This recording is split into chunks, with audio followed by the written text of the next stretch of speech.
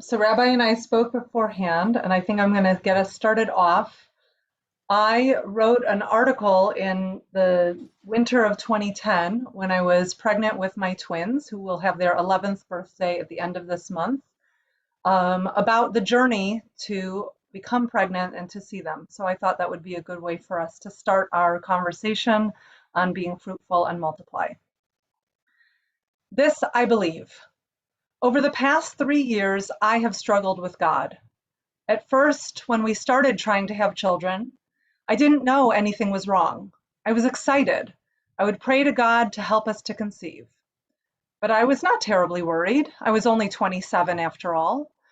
It would happen when it happened. Then, as nearly 2 years had gone by, I thought it was time to see a doctor. My doctor said all the tests she ran showed nothing was wrong. But as I wasn't pregnant, I should see a fertility specialist, and they would probably put me on ovulation stimulating drugs. I think I cried. I was terrified and angry. If nothing was wrong, why should I need drugs? What are the consequences of these? Am I going to be sick and moody all the time? Am I at risk of a multiple birth? What's wrong with this country that we just drug all our problems instead of finding the root cause? Apparently, personal anger had turned into critique of the whole country's psyche. Of course, seeing the doctor was easier than the prospect of needing a doctor. It was simple. You should have gotten pregnant by now, and you haven't. Something's wrong, even if we haven't been able to diagnose it yet. So we've started on our saga, the doctor-assisted reproduction.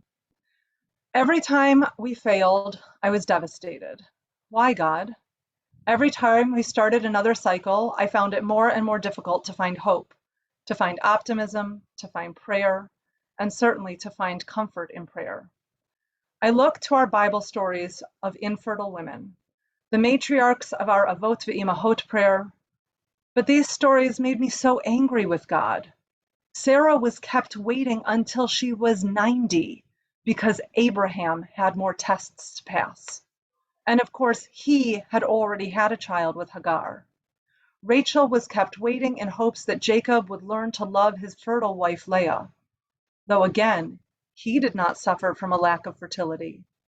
Was I being tested? Was I not sympathetic enough, empathetic enough? Had life been too easy? Did I need a lesson in humility or in the frailty of our own planning? For me, I could not imagine the purpose of life without children. Why did God command us and me to pru or vu, to be fruitful and multiply, and then make it so difficult to accomplish? I learned from our Torah that infertility had been a part of life from the beginning of humanity. And for this, I hated God. But what choice did I have but to pray? There was too much in God's hands. So I prayed from the bima, looking at the ark doors, which said, Lador Vador, please, God, permit me to fulfill your commandment and bring another generation into the world.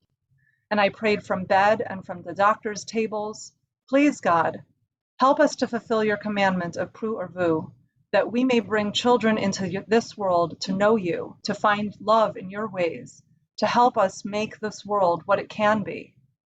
I prayed for God to make my body work as it was intended, to help the doctors know the proper treatment.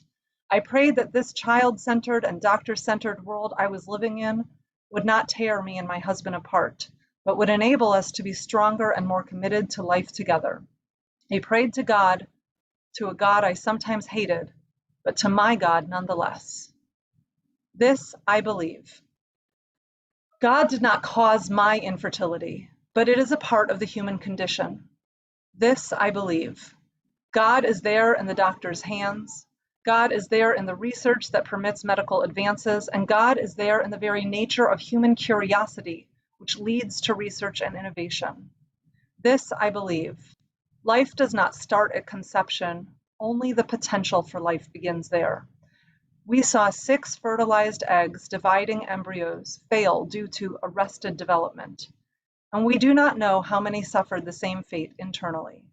The doctors only can guess at why they do not create pregnancy. In this, I see God. The doctors gave us a 40% chance at each IVF cycle.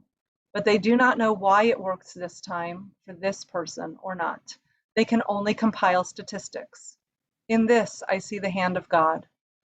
So here I am with twins on the way, an original fear having become only a blessing. My anger has abated, and I know there are many more spaces for God's work now, in the miracle of creating life, than there were even just to get here. And so I pray that God will help me to grow healthy twins who are born with health at the proper time. I pray God will give me the stamina, patience, and love to care for these children I prayed so hard for, and to watch over them for all the days of their lives and pre-life. This I believe.